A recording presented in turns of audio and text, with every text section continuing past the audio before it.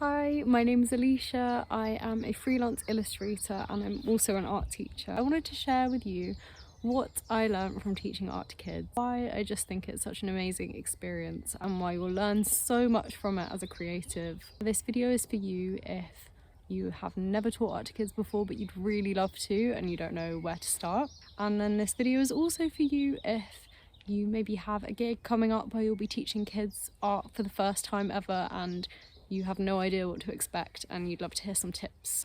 So yeah, how do you get to the position where you can teach art to kids? The thing I would say, at least this was my experience, is it's really valuable to get childcare experience under your belt. So there are so many different ways you could do this. This could be through volunteering, it could be through working as a TA, it could be through babysitting or nannying. There's a couple different reasons for this. The first being that employers and parents really need to know that you are safe and that you understand children and you know how to support them and how to take care of them. And the other just being that you yourself will find it incredibly useful to have some tools that you can draw on to better understand how to make your classes really engaging and fun for kids and inspiring, and then also tools to draw on when maybe some challenges arise or you're dealing with certain behavioural issues.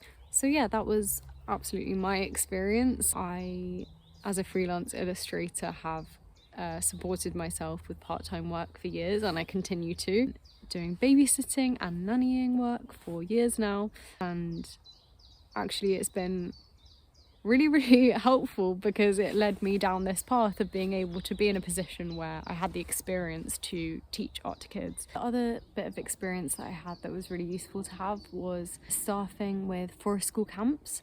So Forest School Camps is a really lovely UK-based organisation. They run camps all over the UK in really beautiful parts of the UK like Yorkshire and Cornwall and Wales and all sorts. And yeah, you can volunteer as a staff, so that's a really great experience that I'd highly recommend. So let's say you have the childcare experience now and you feel ready to start teaching art to kids.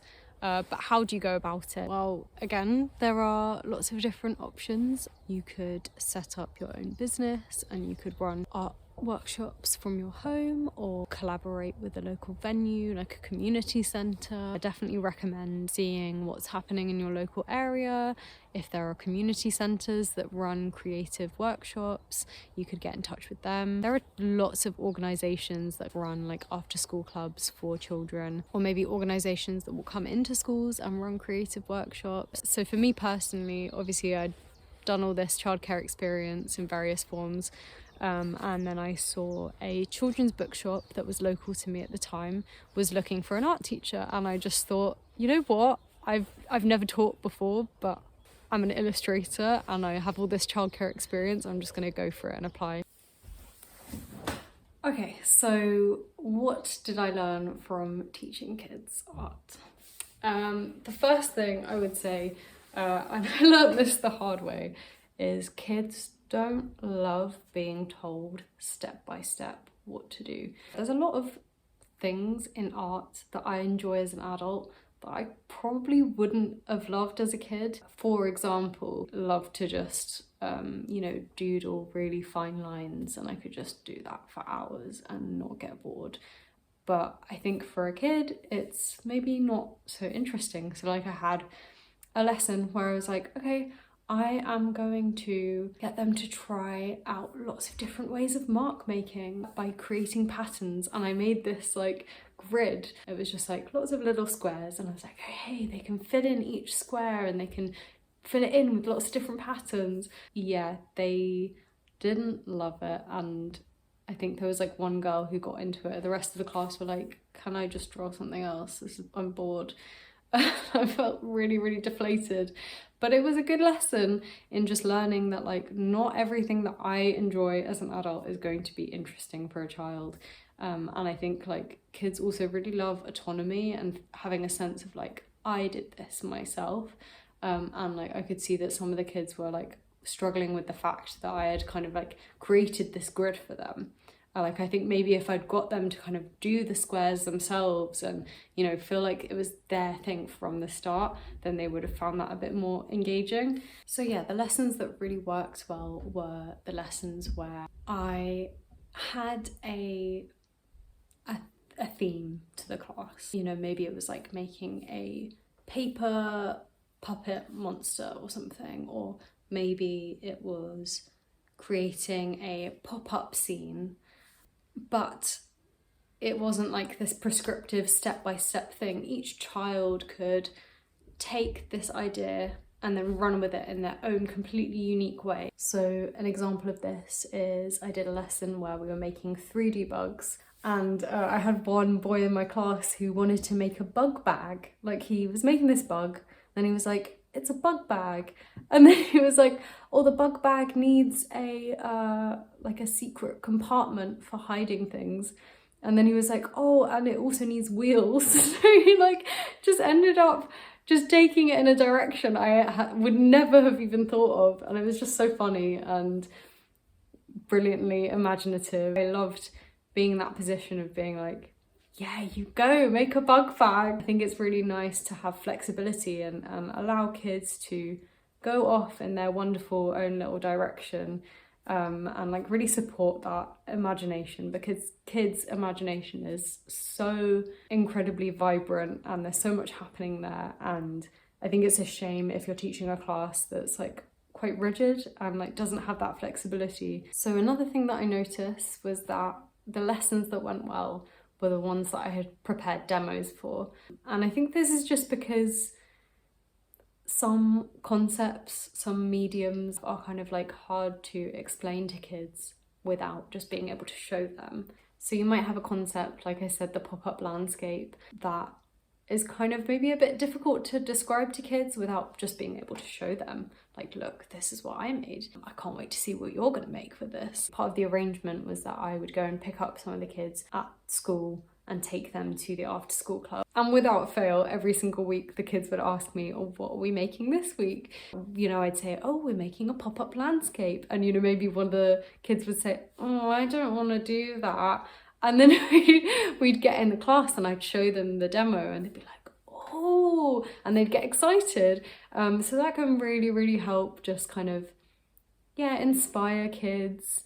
And, you know, it doesn't have to be perfect. You don't have to be like an incredible artist to make a demo that is going to excite a kid. Because also you have to remember, like, you want the child to feel like it's something that they can do. Yeah, you're not striving for perfection, but just for, you know, creating something that can kind of create that spark, that inspiration to make a kid think, oh, I'm gonna create my own spin on this. Another thing that I found worked really well was bubble wrap. This is like very specific, but the kids just loved it. And this is like all around the board, both classes, they just really enjoyed it. I think because it's so sensory and you can kind of play with it and you can also create art with it, and it's like this cool texture. And you know, if you think about your childhood, especially like very early childhood, you might remember the kind of feeling of materials, like the feeling of a book that had like 3D elements, or like, you know, corduroy trousers that you wore as a kid, or the jelly shoes you used to wear. And I think this applies to art too with kids. Like, kids really respond well to sensory things that are kind of interactive, that they can not only create art with, but also play with. So the after school club I taught, it was kind of an interesting one because it was quite a big range of ages. So ages 4 to 11, which if you have experience looking after kids, you will know that 4 to 11, that is just like a huge developmental time where kids just in leaps and bounds are like learning and changing and growing. And I had this kind of preconception that you know, maybe the younger kids might need a lot more support than the older kids. And then what I found was that actually it just really, really depended on the kid and their own personality. So I had 2 classes a week, 2 different classes, so different groups of kids. Similar ages in both classes, like similar mix of ages. But in one of the classes, the kids were really, really independent and like wanted to do things themselves and just really happy to kind of get on with it and create. And then the other class, it was like a cacophony of children saying, can you help me stick this in? Can you cut this for me? Can you do this for me? Blah, blah, blah. And yeah, that was not related to age at all. Like I had 11-year-olds asking me if I could, you know, cut a circle for them, for example, or stick something in for them. And then in my other class, I had 4-year-olds just wanting to do things all themselves. So that was really interesting to discover. But one thing I did learn from this was with the class where the kids were kind of like wanted a bit more support and help, I really put in a lot of effort to prep as much as I could before the class. So like, for example, with like creating the bugs, I had this like bug station where I had kind of cut out like different shapes. So I'd like created the bugs' bodies in different varying shapes, so kids had the opportunity to choose like, I want a long bug or I want a round bug. It's not like you're doing every single bit for them, and like I said before, the autonomy is really important because kids like to have that sense of like, I did this myself. So on a similar tangent, another thing that I discovered is that kids will create at very different paces. So you might have an idea and you might think, okay, probably this will last the entire session. And then you'll have a child that will spend 5 minutes and be like, I'm done. And then you'll have another child that will, you know, just like really hone in on it and spend the entire hour on it happily. So yeah, it's very useful to have like a backup plan or alternate tasks or like a progression of the overall task. Something they can do to kind of expand on what they've already created. So another thing that was really interesting to observe was that the dynamic of the class completely is dependent on the personalities in the classes. So as I said before, I had these 2 different classes weekly. So I had like a Monday class, a Wednesday class. The Monday class was really, really calm, very peaceful. Just the kids like quietly getting on with it, and you know, we'd be chatting a little bit, but it'd be very peaceful. And then the Wednesday class was so different. It was very, very high energy. And as I said before, you know, like a lot of kids like really kind of needing my help and all at once. Very sweet, lovely kids, but really, really high energy and chatty and you know, struggling to sit still. And also in that class, there was a high number of children who had ADHD and autism. And, you know, we were in discussion with the parents about this, which was helpful. I think it's always really great if the parents are open and, you know, willing to kind of chat to you, then that can kind of open up a conversation of like, oh, what can I do to better support your child?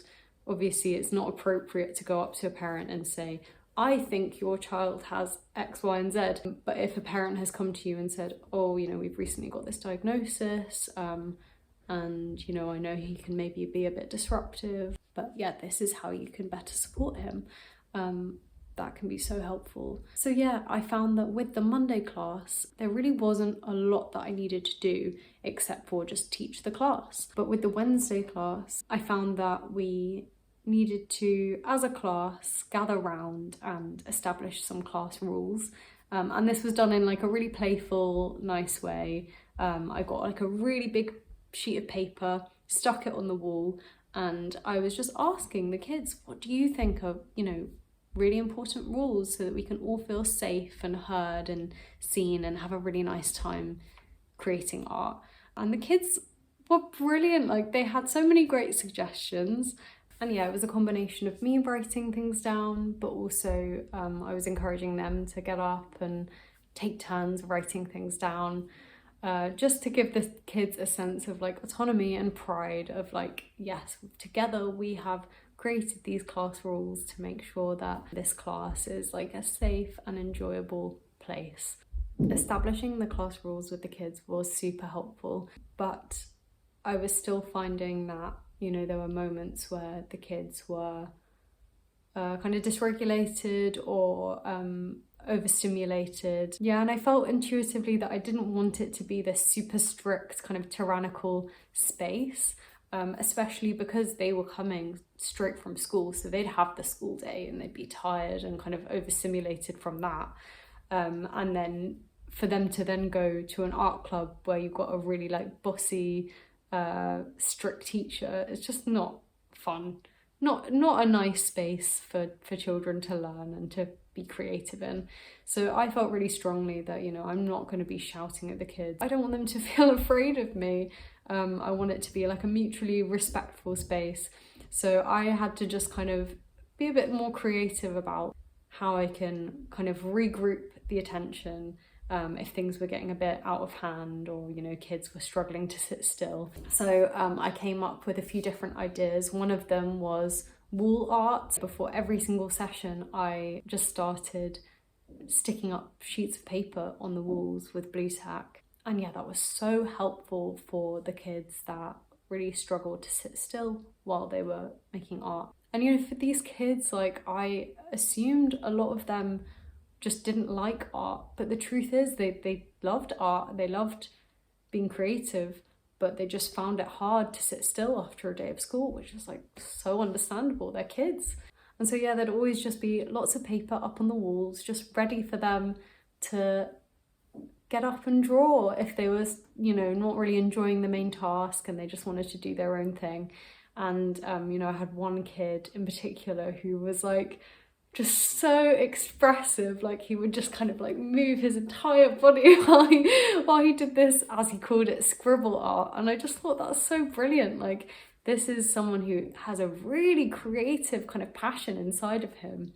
It reminded me of, like, you know, artists like Jackson Pollock, who, you know, will kind of fling paint across the room onto the canvas. Another thing I did to regroup attention when I thought the class was getting a bit noisy was to sing with the kids. There's a song that we sing on forest school camps. It's called the Telephone Song, you might know it. It's basically a kind of call and response song where you kind of get everyone involved and taking turns. If the class was getting noisy and I just wanted to bring the energy down a notch, I would sing it really, really quietly, or I'd even whisper it. And it's really funny because you do notice, like, kids do match the energy that you're giving out. If you're like feeling very stressed and very chaotic and you start shouting, like, kids are going to pick up on that.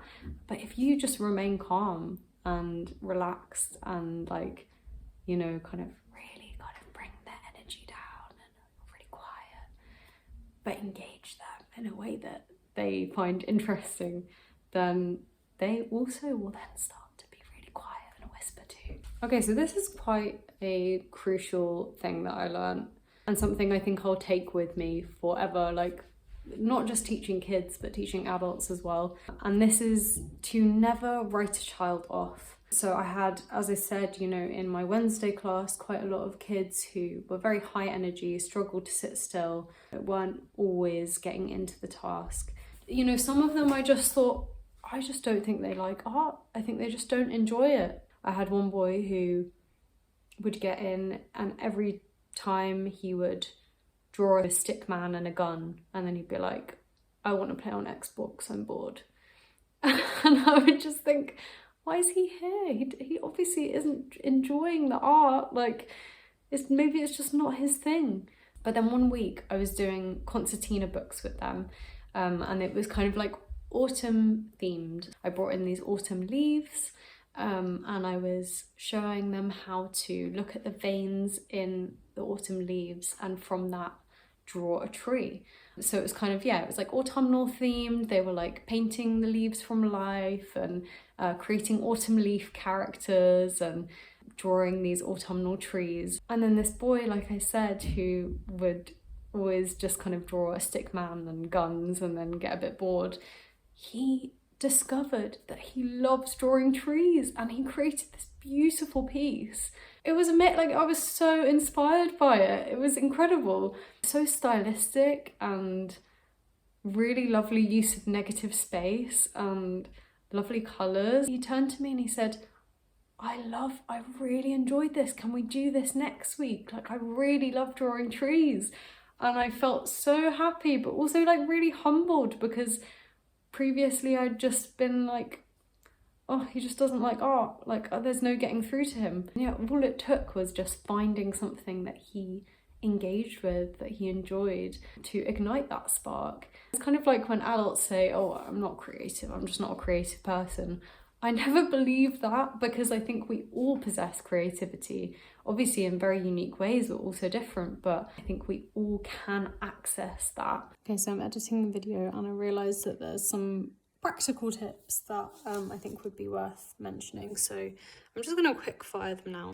Snacks and water are essential, especially if it's an after school club. You really don't want hungry kids. Always bring more materials than you think you need, just in case, because you never know. And sometimes kids can like run through materials scarily fast. Books, Pinterest, Instagram, YouTube, blogs, they're all really good resources for inspiration, and I just kind of use a mix of lots of different things to come up with class plans, as well as just, you know, my own interests and things I remember from my childhood too. Get organised. You will need to be very organised. I use Figma and Google Sheets to plan my workshops. So yeah, hope that's helpful. So I have since moved countries, so I'm no longer teaching these kids, which is sad because they were such a sweet group of kids, and I feel like I'll always remember them. Yeah, just such a valuable experience. And I think the thing that I will take away most of all is just how important and empowering art is for kids. It gives them a safe space to explore, you know, difficult emotions that they're processing. It gives them a creative voice. You know, most importantly, it is just like a wonderful outlet to play and have fun and explore. And that leads me on to the final thing I was going to say, which is that I think teaching art to kids made me a better artist. So when I first started teaching this class, I had reached a bit of a stale point with my art practice. As I said, I'm a freelance illustrator as well, so I think I had just kind of got in that loop of like feeling like guilty for drawing just for the sake of fun. I felt pressure to earn money from every bit of illustration that I created, which of course is so unrealistic, and it puts you in a really difficult position as an artist, because in order to earn money and to get clients and, you know, have people interested in your work, you have to experiment and play. And as soon as I started teaching the class, through, you know, making demos for the classes and doing research for class plans, it gave me the permission I think I really needed at the time to just experiment and play and try out new mediums and take the pressure away from creating something perfect, and instead just, you know, falling in love with the process, which I think kids are just intuitively so good at. And yet, aside from the amazing things that the kids made in these classes, the thing that I found so inspiring was just seeing how uninhibited kids are. They just go for it, and they're not worried about the end result. They're not worried about it being right. They just enjoy the process. It's so inspiring as a creative to be around that and witness it and learn from it. We have a lot to learn from kids, we really do. I really hope this video has been helpful, and feel free to ask me any more questions. Yeah, I also just want to say I was so nervous before the first time I ever taught. I just want to encourage you that I know it's really scary doing something new for the first time, but I think you'll learn so much from it. And also, if you have experience teaching art to kids, I would really love to hear what you've learned from the process, what your kind of main takeaways are or top tips, and also what you find most inspiring about it. Okay, goodbye.